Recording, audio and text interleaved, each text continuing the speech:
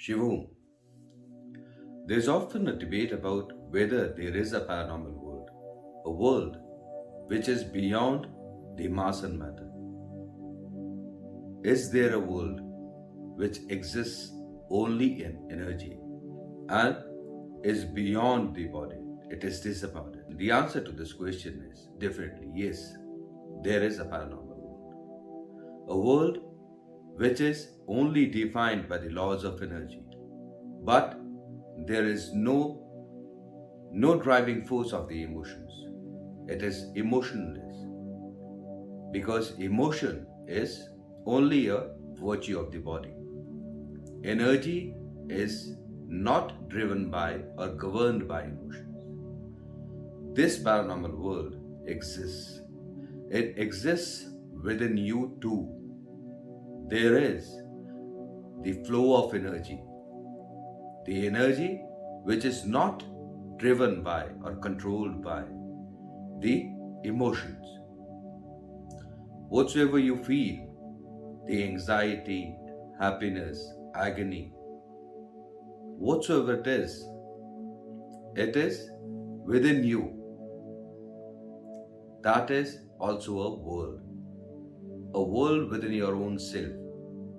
That is how you hear now, because it is the movement of the energy. Likewise, there is a world which is disembodied, the world which is beyond this body, which is governed by the laws of energy only. No emotions involved. There are no relationships, no emotions. This is how the paranormal world works. But it would be equally wrong to conceive that the paranormal world has ghosts. The ghosts which are unsatisfied humans, the humans who have died because of some accident, the humans who have been murdered, the humans who had been cheated, they died because of that cheating, or XYZ. There can be a number of connotations attached as to the why a certain energy is ghost. This is wrong. That energy has no shape. It has no body. It is shapeless. It is beyond any realms, any definition. But we humans have a tendency of humanizing everything. We have humanized God too. We preach God by having their sculptures in the human form. Likewise, we associated the ghosts also in the human form. That is why there is this disbelief or a misconception that a certain person is possessed by a wandering ghost, a ghost of some human who died long back or recently, but XYZ, that is some human who did exist. And because of its unceremonious exit, took this form of ghost and is taking out a vengeance on someone. It is wrong. There is no such thing. Yes, the energy of the paranormal world is at a higher frequency. They can choose to come to the frequency of the humans. They can take control of your energy. Yes, they can speak or they can make you speak in the language which is known to you or is known to humans. Because in our brain, all this language, all this teaching does exist. So whosoever takes the control of that energy, the driving energy, has the control over everything. It is like a manager of the bank.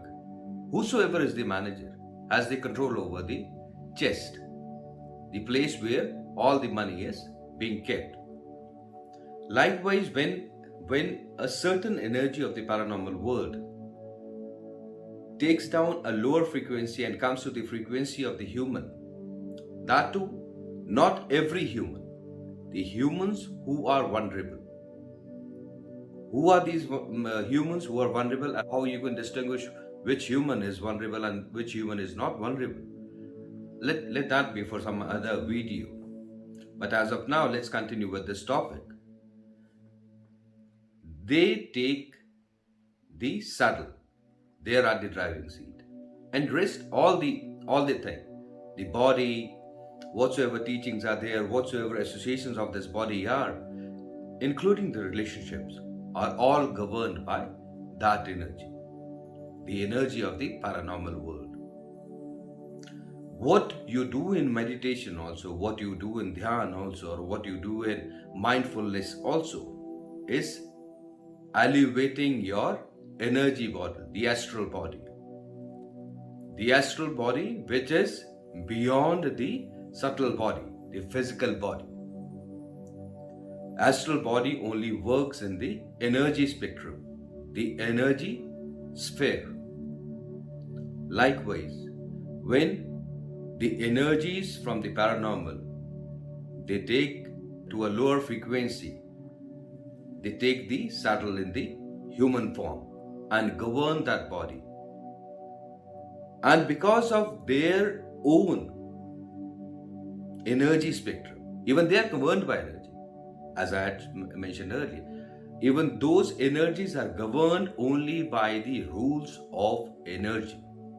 That is why the Ghostbusters or the Tantrics or the Ghoris can cure a person who is obsessed.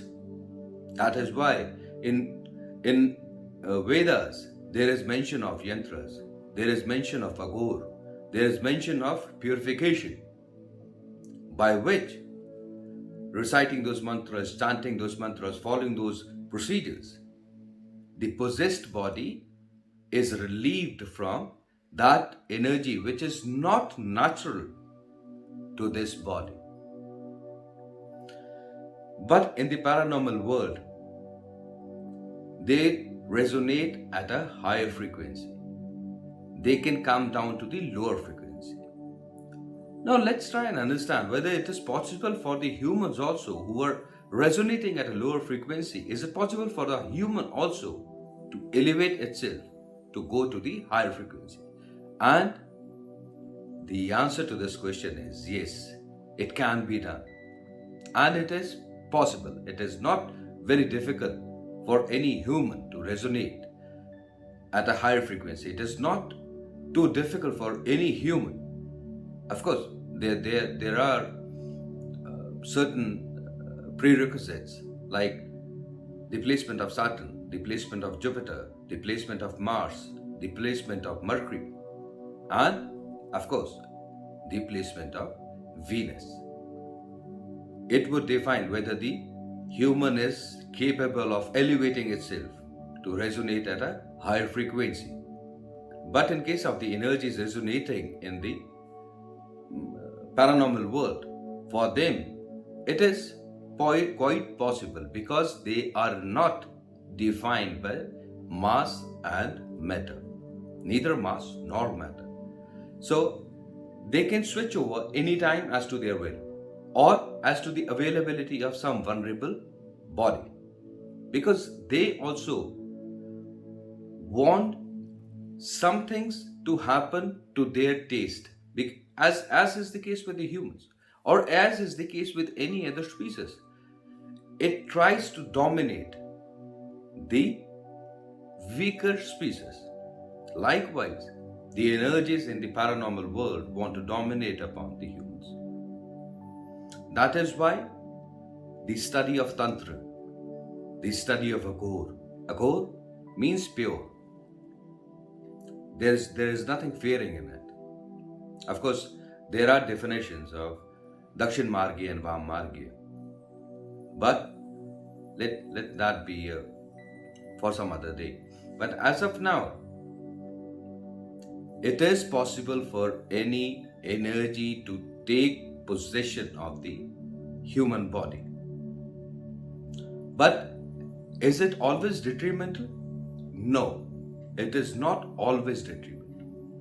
Because when you are praying, when you are preaching, when you are in dhyan, or when you reach the stage of meditation, what are you doing? You are making your energy go beyond what it naturally was. So that is also a stage in which you are taking yourself beyond what you naturally are. Is it wrong? Definitely not. Does it lead to salvation? Quite possible it can lead to salvation. But what is salvation? What is salvation? Is salvation is denouncement?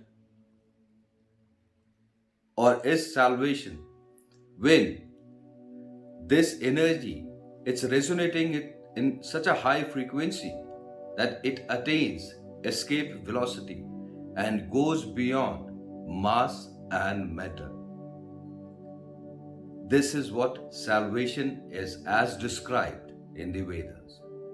That is why even the mantras, as I had mentioned in my previous video, even the mantras, the Bij mantras, are to be chanted in higher frequency, at a higher tone, so that the energy within is high, gets higher, gets higher, gets higher. And it's a repeated process. It has to be done as an episode, as a serial. It can't be done in one instance. It has to be done gradually. It is within you. But you just need to realize that it does exist. Like normally we say, 1/3 of the earth is surface, the 3/4 is water. But how do you forget? The floor of those oceans is also a surface. It is not that obvious, it is not that prominent. But can you ignore that it is there? Likewise, there is energy within. There is energy in the paranormal world. There is energy, there is possibility of the energy to reach, go beyond the paranormal and attain the escape velocity so that it goes beyond mass and matter. And that is what salvation is. Salvation, preaching, praying, dhyana, these are not things to attain the worldly pleasures. It is not to attain name, fame, money, or XYZ. It is a thing which is very selfish, taking the energy beyond the body to the beyond the paranormal and attaining the escape velocity. This is what is done. That is why there is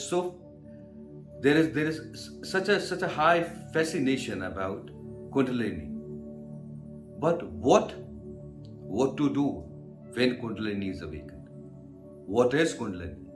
Kundalini is the platform upon which, from where the energy, your energy, the soul, the astral body, has the possibility of going beyond mass and matter and attaining escape velocity. People get mesmerized by awakening of the Kundalini. But what after that?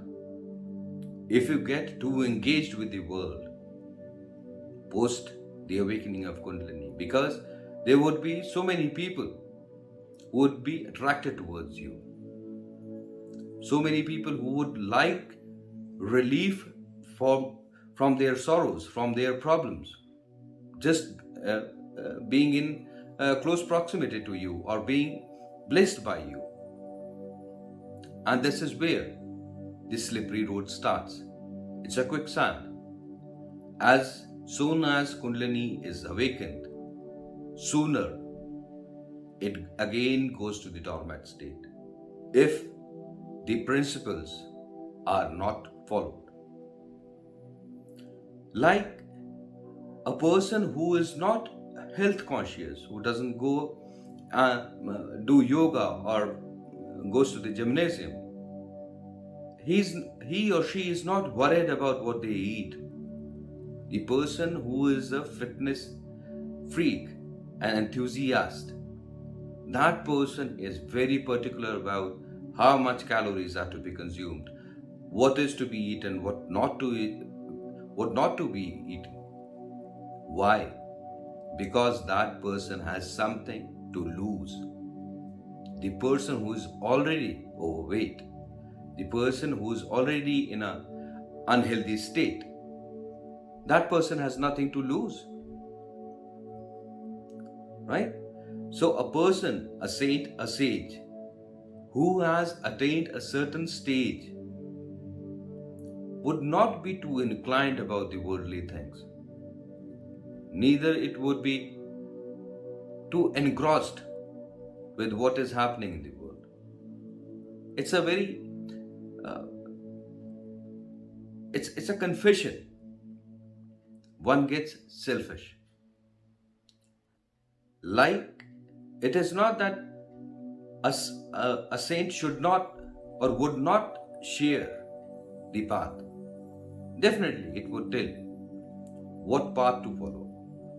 But that saint won't be 24 into 7 into 365 engaged in all these kind of activities.